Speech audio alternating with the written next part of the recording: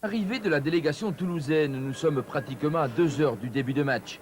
La veille, les champions de France ont visité Lens Park sans fouler la pelouse. Cette fois, le tapis vert gallois s'offre à leurs pieds.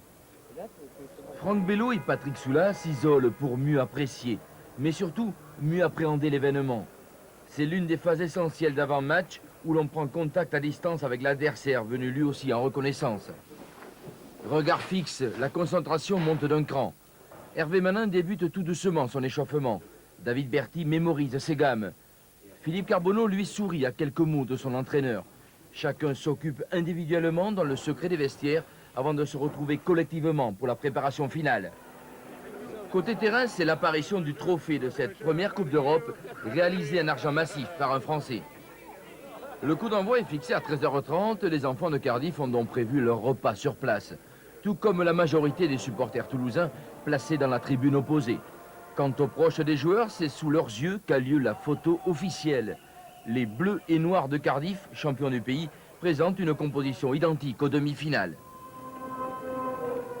Place aux hymnes, ou plutôt à ce chant de naguère, au Moon Pays, au Tolosa, mise en musique sur la pelouse par un orchestre en hommage à la bannière stadiste.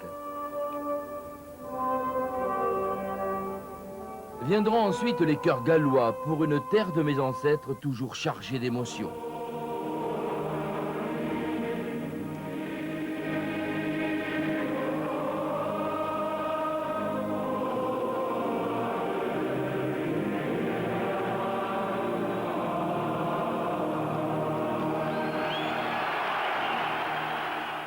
Un vrai frisson prolongé cette fois par le jeu toulousain, celui d'une entame à couper le souffle.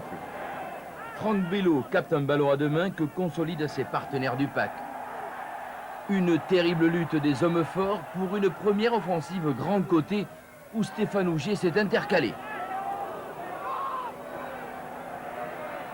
Les longues jambes de l'arrière toulousain sèment la panique au cœur des défenseurs de Cardiff qui évitent l'essai d'un souffle.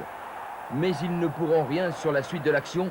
Lacroix et Dello servent Castagnède qui esquive la charge de son vis-à-vis.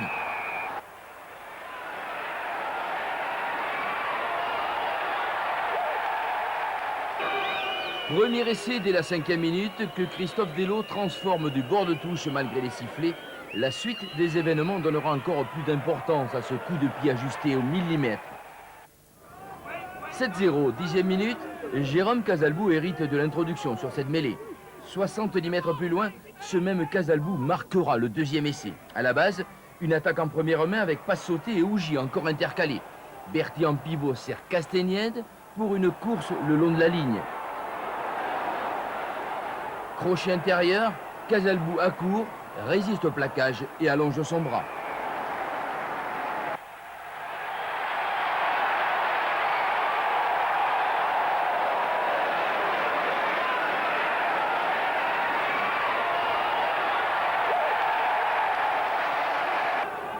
Cardiff est toutefois revenu à 12-9, mais Dello, transformé en demi de mêlée, ouvre vers Castagnède. Le drop claque des 40 mètres. Tout au long de la finale, Toulouse effectue la course en tête. Ce sont les arrêts de jeu et les hommes de Noves Lahir le mènent 15-12. Mais Cardiff, à l'image d'Emi Taylor, n'abdique pas. Cette charge du numéro 8 d'origine maori aboutit à la dernière pénalité.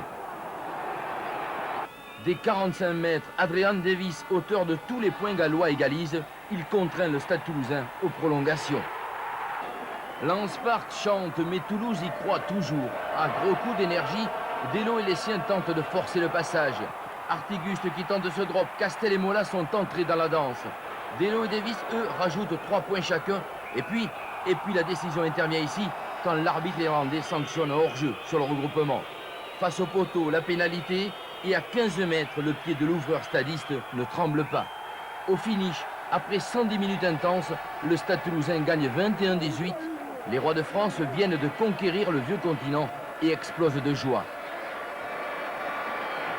À Émile Tamac, le trophée de la première Coupe d'Europe. Tout un club reçoit dans l'enceinte mythique galloise ses lettres de noblesse. Et l'Europe du rugby s'offre un ambassadeur prophète d'un jeu spectaculaire.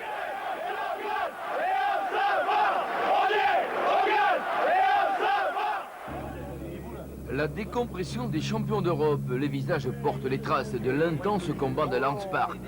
2 heures de vol entre Cardiff et l'aéroport de Blagnac, le fragile trophée est encore entier.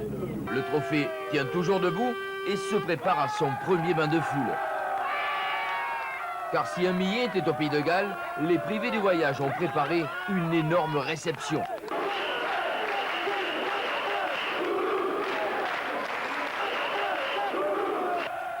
Quant au trophée, il ne passera pas la nuit.